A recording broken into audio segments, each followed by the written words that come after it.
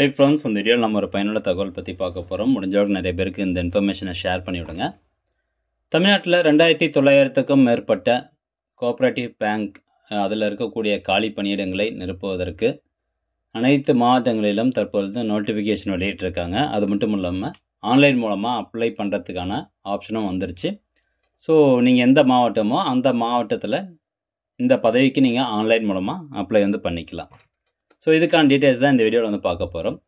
So காமனான website எதுவும் கிடையாது. ஒவ்வொரு மாவட்டத்திற்கும் தனித்தனி வெப்சைட் லிங்க் இருக்குது. இந்த கோஆப்ரேட்டிவ் பேங்க் வேலை வாய்ப்புக்கு நீங்கள் அப்ளை பண்ணணும் அப்படின்னா ஒவ்வொரு மாவட்டத்துக்கும் தனித்தனி வெப்சைட் லிங்க் இருக்குது. ஸோ எல்லா மாவட்டத்துக்கான வெப்சைட் லிங்க்கும் நம்ம என்ன பண்ணியிருக்கோம், ஒரு வேர்ட் ஃபைலில் போட்டு அதை கூகுள் ட்ரைவில் அப்லோட் பண்ணி அந்த கூகுள் ட்ரைவுக்கான லிங்க்கை நான் டிஸ்கிரிப்ஷனில் கொடுத்துருக்கேன். ஸோ அந்த டிஸ்கிரிப்ஷனில் இருக்க அந்த லிங்க் ஆல் டிஸ்ட்ரிக்ட் வெப்சைட் அப்படின்னு இருக்கும். அந்த லிங்கை கிளிக் பண்ணிங்கன்னா உங்களுக்கு இந்த மாதிரி ஒரு பேஜ் ஓப்பன் ஆகும். ஸோ இதில் போயிட்டு உங்களுடைய மாவட்டம் எதுவோ அந்த மாவட்டத்தினுடைய அந்த மாவட்டத்தினுடைய பேருக்கு நேராக ஒரு வெப்சைட் இருக்கும். அதை கிளிக் பண்ணிங்கன்னா அடுத்து உங்களுக்கு இந்த மாதிரி தான் அந்த பேஜ் ஓப்பன் ஆகுது. இப்போ நான் உதாரணத்துக்கு சொல்லி காட்டுது, விருதுநகர் மாவட்டம் ஓப்பன் பண்ணி வச்சுருக்கேன். அதே மாதிரி திண்டுக்கல் மாவட்டம் ஓப்பன் பண்ணியிருக்கேன். நெக்ஸ்ட்டு கரூர் மாவட்டம் ஓப்பன் பண்ணியிருக்கேன்.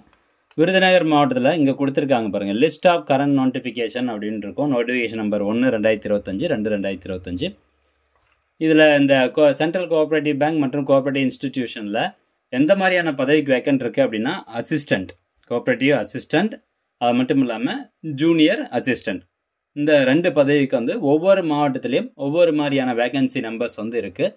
மொத்தமாக பார்க்கும்போது தமிழ்நாட்டில் 2900க்கும் மேற்பட்ட வேக்கன்சி இருக்குது.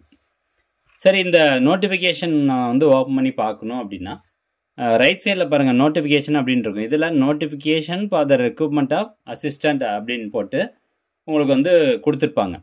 இது டைரெக்டாக இந்த ஆப்ஷன் நீங்கள் கிளிக் பண்ணிங்க அப்படின்னா உங்களுக்கு இந்த மாதிரியான ஒரு நோட்டிஃபிகேஷன் பேஜ் ஓப்பன் ஆயிரும், பிடிஎஃப் பேஜ் ஓப்பன் ஆயிரும். ஸோ இதில் கொடுத்துருப்பாங்க. இப்போ உதாரணத்துக்கு விருதுநகர் மாவட்டத்தில் அசிஸ்டன்ட் பதவிக்கு எத்தனை வேகன்சி இருக்குது, ஜூனியர் அசிஸ்டண்ட்டுக்கு எத்தனை வேகன்சி இருக்குது. ஸோ இது போன்ற தகவல் எல்லாமே இதில் கொடுத்துருப்பாங்க. எப்படி அப்ளை பண்ணணும், சம்பளம் எவ்வளவு, எந்த மாதிரியான படிப்பு படிச்சிருக்கணும், இந்த எக்ஸாமுக்கு தேர்வு முறை எந்த மாதிரி இருக்கும், ரிட்டன் எக்ஸாம் இருக்கா, நேரடி தேர்வு முறை இருக்கா. ஸோ இது போன்ற பல தகவல் எல்லாமே இதில் இருக்குது. எல்லா மாவட்டத்துக்கும் வேக்கன்சி மட்டும் தான் மாறுபடும், மற்றபடி அந்த எஜுகேஷன் குவாலிஃபிகேஷன் எல்லாமே சேம் தான். ஓகே, இப்போ இம்பார்ட்டன்ட் டேட்ஸ் அப்படின்னு பார்க்கும்போது அப்ளிகேஷன் என்னையிலேருந்து அப்ளை பண்ணலாம்னா ஆகஸ்ட் 6ஆம் தேதியிலேருந்தே நம்ம அப்ளை பண்ணலாம். அப்ளிகேஷன் என் டேட்டு 29/8/2025. இந்த மாதம் 29ஆம் தேதி ஆன்லைன் மூலமாக நீங்கள் அப்ளிகேஷன் பண்ணுறதுக்கான கடைசி தேதி அப்படின்னு சொல்லியிருக்கிறாங்க. எக்ஸாம் டேட்டு உங்களுக்கு எப்போ சொல்லியிருக்காங்க, அக்டோபர் மாதம் சொல்லியிருக்காங்க. 11/10/2025 தான் எக்ஸாம் டேட் சொல்லியிருக்காங்க. ஓகே, இப்போ இந்த நோட்டிஃபிகேஷனில் விருதுநகர் மாவட்டத்தை பொறுத்த வரைக்கும் உதவியாளர் பணியிடங்களுக்கான வேக்கன்சி நோட்டிஃபிகேஷன் 1ல் 11 வேக்கன்சி அப்படின்னு சொல்லியிருந்தாங்க. அதுக்கப்புறம் ரிவைஸ் பண்ணி இப்போ மொத்தமாக உதவியாளர் பணிகளுக்கு 25 வேக்கன்சி அப்படின்னு சொல்லியிருக்கிறாங்க. ஸோ ஒவ்வொரு அந்த டிபார்ட்மெண்ட் வாரியாக கொடுத்துருக்காங்க, எவ்வளோ சம்பளம் அப்படிங்கிறது கொடுத்துருக்குறாங்க. இப்போ இதில் ஓபிசி கேட்டகரிக்கு எத்தனை, எம்பிசி கேட்டகரிக்கு எத்தனை வேக்கன்சி அதெல்லாம் போட்டு மொத்தமாக இங்கே பார்த்தீங்கன்னா 25 வேக்கன்சி சொல்லியிருக்காங்க. ஒன்லி உதவியாளருக்கு மட்டும். ஓகே, ஜூனியர் அசிஸ்டன்ட் போஸ்ட் இதில் இல்லை, அதாவது விருதுநகர் மாவட்டத்துக்கு கிடையாது. மற்ற மாவட்டங்களில் ஜூனியர் அசிஸ்டன்ட் போஸ்ட்டுக்கு இருக்குது. முக்கிய நாட்கள் நேரம் ஏற்கனவே நம்ம பார்த்துட்டோம். அதே மாதிரி வயது வரம்பு கொடுத்துருக்குறாங்க.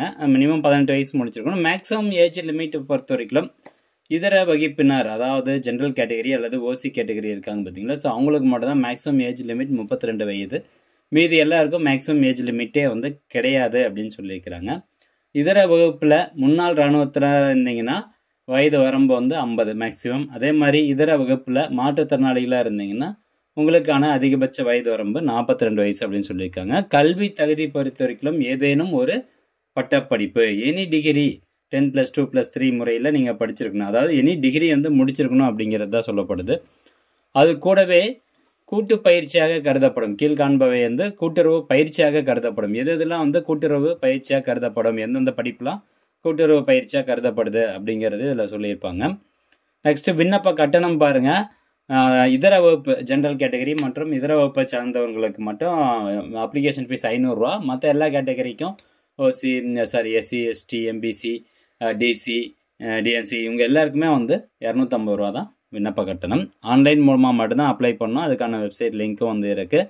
விண்ணப்பிக்கும் முறை ஃபோட்டோ பார்த்தீங்கன்னா அப்ளிகேஷன் அப்ளை பண்ணும்போது ஃபோட்டோ 50 கேபிக்குள்ளே இருக்கணும். கையெழுத்து வந்து 50 கேபிக்குள்ளே இருக்கணும். அதே மாதிரி மற்ற டாக்குமெண்ட்ஸ் எல்லாம் நம்ம அப்லோட் பண்ணுவோம் இல்லையா, அது எல்லாமே 200 கேபிக்குள்ளே இருக்கணும், பிடிஎஃப் ஃபைலாக இருக்கணும் அப்படின்னு சொல்லியிருக்காங்க. மேற்படி எழுத்து தேர்வில் என்னென்ன இருக்கும், எழுத்து தேர்வு மார்க் வந்து பார்த்திங்கன்னா மொத்தம் 200 அப்ஜெக்டிவ் டைப் கொஸ்டின் இருக்கும்.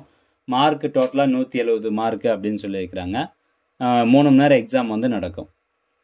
நேர்முக தேர்வு, எழுத்து தேர்வு பாஸ் ஆகிட்டீங்க அப்படின்னா நேர்முக தேர்வு வந்து நடக்குது. தெரிவு செய்யப்படும் முறை இதெல்லாம் வந்து கொடுத்துருக்குறாங்க. ஸோ உங்களுக்கு வேணால் வந்து படித்து பார்த்துக்கலாம். ஸோ இதான் ஃப்ரெண்ட்ஸ் இன்ஃபர்மேஷன், நோட்டிஃபிகேஷன் இந்த மாதிரியான டீட்டெயில்ஸ் தான் வந்து கொடுத்துருக்காங்க. இப்போ நீங்கள் அப்ளை பண்ணணும் அப்படின்னா இந்த அப்ளை அப்படின்னு இருக்கும், அந்த ஆப்ஷன் நீங்கள் கிளிக் பண்ணணும்.